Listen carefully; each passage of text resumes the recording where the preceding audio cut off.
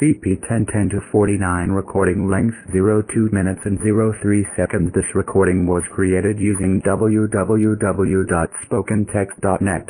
Aren't socialist countries anti-religion? The issue of religious freedom under socialism is complex. It is not as simple as is often presented in the popular media.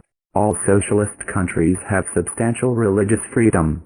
Some of those countries also have taken actions against those who they feel use religion in an attempt to politically attack socialism. In China, Vietnam and Cuba, there are many religious institutions, many millions who worship freely, many churches that are growing.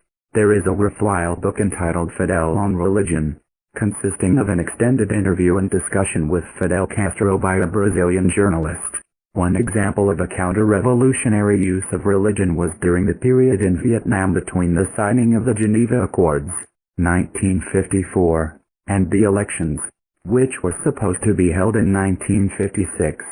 During this period, the CIA ran a disinformation campaign in North Vietnam, attempting to convince the Catholic minority that the communists were out to kill them all, encouraging them to flee for South Vietnam.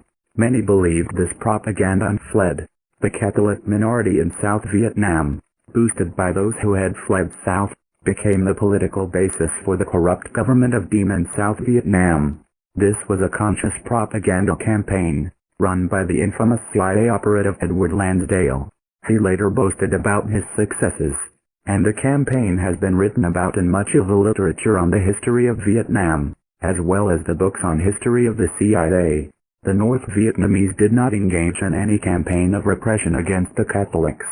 They had no intention of doing it, so this was a clever invention of Lansdale's fertile imagination, an effort to deprive North Vietnam of the more highly educated and trained Catholics and to build a base of support in the South for the minority government run by Catholics, who instituted repressive measures against the religion of the majority, namely Buddhism.